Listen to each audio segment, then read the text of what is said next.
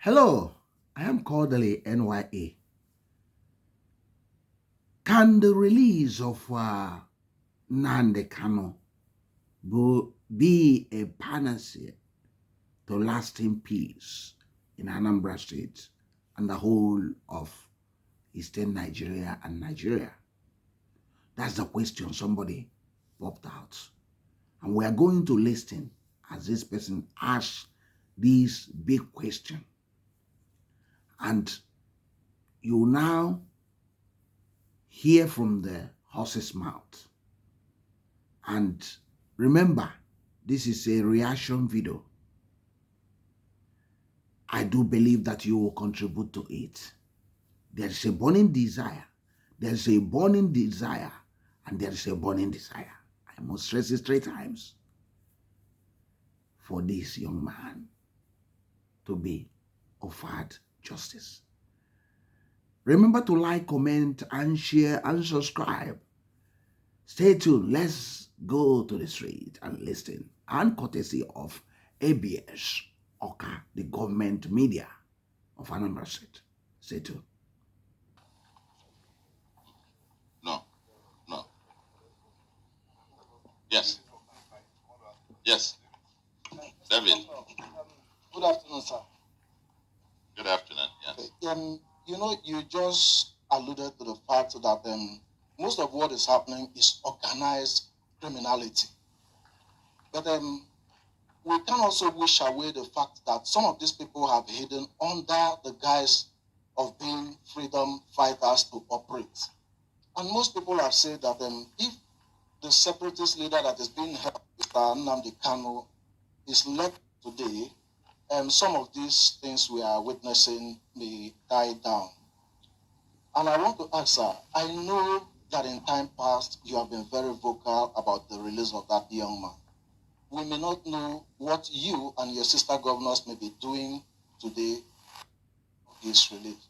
Can we know, sir? My name is David Eleke. I work for this day newspaper. I'm also the managing editor of the Razor newspaper. Thank you, sir. Thank you very much. I think it's very nice question and goes to the heart of it. But let me just say a few things. Yes, I have gone at the forefront of the call for the release of Nnamdi Kanu. Part of the reason why I fervently call for his release and even requested that worst case scenario, that I was even prepared to keep him here at the government house. Give him to me, I will keep him here. Whenever is required, I present him. And part of my logic was that we really need to sit down, even with him, to interrogate the whole, dissociating themselves from the sit at home, from the kidnap for ransom, from the criminality that is ongoing. The truth of the matter is that criminals have now emerged, hordes of them, organized still using the name. So I'm not quite even sure if he comes out and says, oh, stop, whether they would, because they have tested blood and they will probably not stop hunting. They have tested what it means. They go for kidnapping and they're making millions. And so they discover that. Imagine someone who was driving an Okada rider, and they recruit him and he goes into the bush. All his life, driving Okada, he has never been able to hold 100,000 naira intact at once. And now he goes into the bush and joins one gang, and they do a successful kidnap for ransom, and they collect millions. He gets $1 million or two. Tomorrow you want him to... tomorrow you come out. In fact, the person who tells him to stop is the enemy. Are you getting what I'm saying? So, the matter is a lot more complicated now. It's taking a life of its own. Criminality has taken a life of its own. It's lucrative business now. All of them talking about agitation, and so on. Just using that as a cover to gain, and this is the point I made a moment ago, to get the acquiescence or the sympathy of the ordinary person who is not informed. Because they present themselves as the liberators. Liberators is, building shrines all over the place, part of the agitation. No. Part of the agitation, arming everybody with amulets and everywhere, all their body. And they go out shooting ordinary people. Is it part of the agitation? It's part of the agitation, and the question must be asked. If anybody claims that part of why he's doing that is for agitation, when you finish killing the people you're agitating for, whom are you going to govern? Or if you turn the homeland to be desolate and everybody runs away from the homeland, how? So we must separate the two things clearly. And in my mind, I have clear separation of the two. Because now separated itself from that one as well. And his autopilot.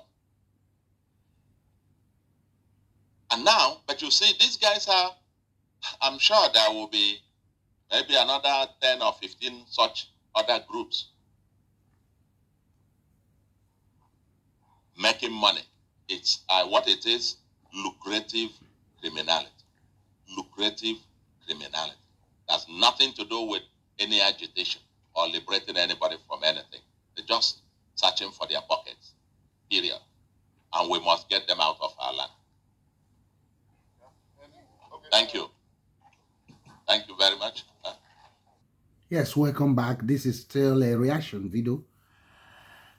Will Nnamdi Kanu be a panacea to the insecurity ravaging Nigeria, especially in Anambra State and the southeast of Nigeria?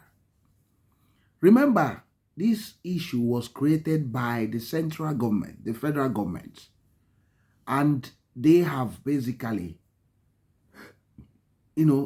taken it to the state.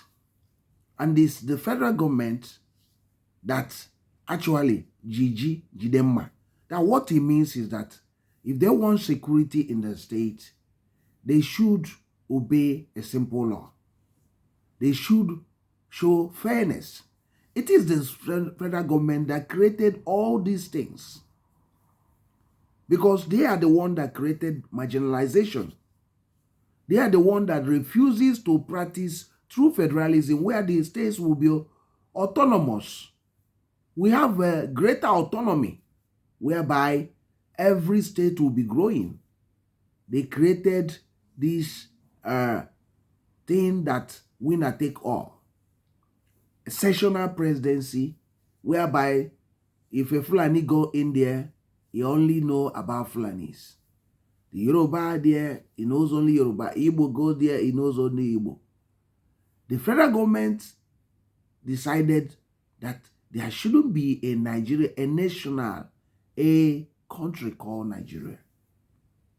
No nationalism, no national interest, but sectional interest.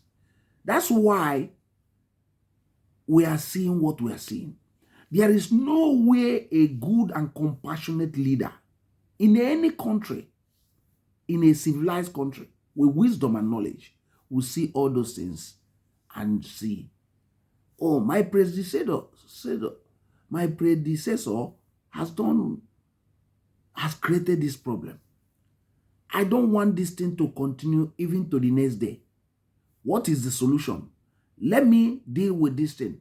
Young man, I'm gonna release you, but this thing has to stop. But askwana alumana baho oblomenana. So you heard what Soludo said also, that all these people are masquerading under the agitation, under Kanu Nwankwo must be released, all these things and all these things. That a lot of them are pure criminals, and because of the money they are making already, that he doubts if they even releasing of Nnamdi Kanu will do the business. You see, this is indictment of the political class in Nigeria, the type of people ruling Nigeria from A to Z. Why did you allow these things to get to this level? There is always give and take in everything. If some people come up and say there's marginalization, why not show them a better argument and solve the problem? Because what are they asking for? You are doing roads in Lagos more now. Doing in Southwest, the Buhari administration was doing railway, doing all sorts of things. Gas pipeline to the north. But the area that the gas and people that are known for business, there's no railway. There's no international airports. There is nothing, absolutely nothing. They have to fight for everything in a nation that you call your own. So they can solve this problem, but they want to leave it because I don't know why the Nigerian leadership decided to be wicked, decided to destroy your own house for nothing. You know, it is not outside that, it's Nigerian government, Nigerian people. So, and people are clapping for them when they are doing those things, thinking that they are doing the nation a favor, but not knowing that they are basically destroying the country. So, the Holy Book said, the Bible, it said that the angels of darkness has transformed themselves into agents of light. And that's exactly what is happening. Those people causing havoc, they maybe see here, they bulunding madonna. Sina hana acho onwele onwe na akwụsị ndị mmadụ ịzụ ahịa na-emebisi business. You can see, you can guess that they are not agent of light, the agent of confusion and hardship, poverty, and they are depopulating the homeland, making the homeland completely isolated area. A place of tears, a place of women without husband, a place children have no fathers and their mothers, a place investors dread to go. So what is your thought? Do you think release of Nnamdi Kanu will be a panacea to the insecurity in Anambra and Anebo and in Nigeria as a whole? Drop your own comment and we'll continue from there. And have a wonderful time. And God bless you. See you. Bye.